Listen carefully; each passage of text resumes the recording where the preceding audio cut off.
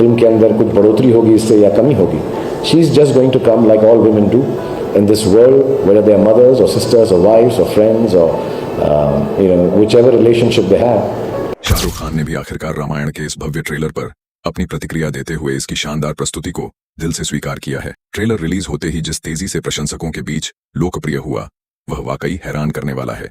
सिर्फ शुरुआती 5 मिनटों में 7 मिलियन से ज्यादा व्यूज हासिल करना इस बात का स्पष्ट प्रमाण है कि फिल्म को लेकर लोगों में जबरदस्त उत्साह पाया जाता है. ट्रेलर के शानदार विजुअल्स, संगीत और बड़े पैमाने पर बनाए गए दृश्यों ने दर्शकों की उम्मीदें और बढ़ा दी हैं, जबकि शाहरुख खान की प्रतिक्रिया ने इस फिल्म को लेकर प्रशंसकों का उत्साह दोगुना कर दिया है. अब हर किसी की नजरें इस फिल्म पर हैं, क्योंकि यह प्रोजेक्ट सिनेमा की दुनिया में एक यादगार अध्याय रचने की पूरी क्षमता रखता है. रामायण, क्या यह भारतीय सिनेमा का नया इतिहास रचने वाली फिल्म बनेगी?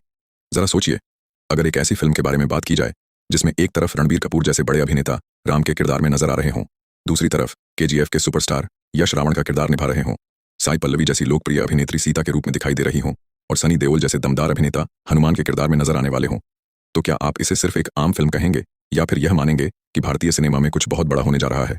क्योंकि यही वह फिल्म है जिसका नाम रामायण रखा गया है और जिसने अपनी रिलीज से पहले ही फिल्मी दुनिया में ऐसी चर्चा छेड़ दी है जिसने आम दर्शकों से लेकर फिल्मी शौकीनों तक सबका ध्यान अपनी ओर खींच लिया है. अब सबसे बड़ा सवाल यही है कि आखिर इस फिल्म में ऐसा क्या है जिसकी वजह से हर तरफ सिर्फ एक ही नाम सुनाई दे रहा है, रामायण.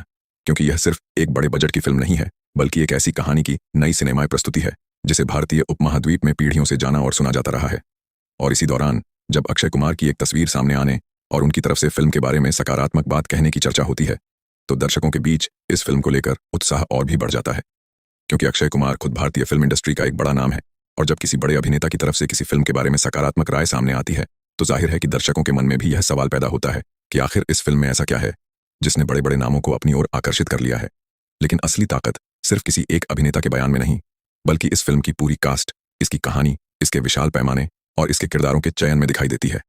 क्योंकि रामायण में एक साथ ऐसे कलाकार शामिल हैं जिन्होंने अपने अपने करियर में अलग अलग अंदाज से दर्शकों के दिलों में जगह बनाई है. सबसे पहले बात करें रणबीर कपूर की, जो इस फिल्म में राम के किरदार में नजर आ रहे हैं. यही किरदार इस पूरी फिल्म की नींव माना जा रहा है, क्योंकि रामायण जैसी कहानी में मुख्य किरदार सिर्फ एक अभिनेता की भूमिका नहीं होता, बल्कि उसके साथ एक बहुत बड़ी सांस्कृतिक और भावनात्मक जिम्मेदारी भी जुड़ी होती है. रणबीर कपूर के लिए यह किरदार इसलिए भी महत्वपूर्ण है क्योंकि उन्हें ऐसे किरदार को पर्दे पर पेश करना है जिसे भारतीय दर्शक कई अलग अलग रूपों में पहले भी देख चुके हैं. इसलिए इस बार चुनौती सिर्फ अच्छी एक्टिंग करने की नहीं है, बल्कि किरदार की गंभीरता, गरिमा, भावनाओं और व्यक्तित्व को इस तरह प्रस्तुत करने की है कि नई पीढ़ी भी इस कहानी से जुड़ सके और वे लोग भी जो पहले से रामायण की कहानी से परिचित हैं इस फिल्म को एक अलग अनुभव के रूप में देख सकें. लेकिन जैसे ही रणबीर कपूर के साथ यश का नाम सामने आता है, फिल्म की पूरी तस्वीर ही बदल जाती है. क्योंकि यश सिर्फ एक और अभिनेता नहीं है, बल्कि KGF के जरिए उन्होंने ऐसी पहचान बनाई है जिसने उन्हें पूरे भारत में एक बड़े एक्शन स्टार के रूप में स्थापित किया. अब वही अभिनेता रामायण में रावण के किरदार में नजर आने वाले हैं, यानी एक तरफ रणबीर कपूर राम के किरदार में और दूसरी तरफ यश रावण के किरदार में. जाहिर है कि दोनों किरदारों का यह टकराव फिल्म के सबसे ज्यादा ध्यान आकर्षित करने वाले पहलुओं में से एक बन जाता है.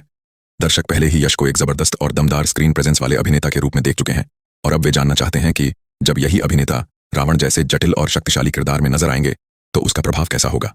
और फिर आती हैं साई पल्लवी, जिन्हें सीता के किरदार के लिए चुना गया है. यही चुनाव भी इस फिल्म की खास बातों में शामिल है, क्योंकि साई पल्लवी अपनी सादगी, प्राकृतिक अभिनय और पर्दे पर भावनाओं को वास्तविक अंदाज में प्रस्तुत करने की क्षमता के कारण पहले ही दर्शकों के बीच एक खास जगह बना चुकी है. इसलिए जब उन्हें सीता के किरदार में पेश किए जाने की खबर सामने आई तो फिल्म को लेकर लोगों की दिलचस्पी और भी बढ़ गई. क्योंकि सीता का किरदार सिर्फ एक खूबसूरत भूमिका नहीं है, बल्कि कहानी के भावनात्मक केंद्र में मौजूद एक बेहद महत्वपूर्ण किरदार है. इस किरदार को निभाने वाली अभिनेत्री के लिए जरूरी है कि वह सिर्फ अपनी बाहरी शख्सियत के जरिए नहीं, बल्कि अपनी भावनाओं और अभिनय के जरिए भी किरदार की गहराई दर्शकों तक पहुंचाए. इसके बाद एक और बड़ा नाम सामने आता है, सनी देओल, जो हनुमान के किरदार में नजर आने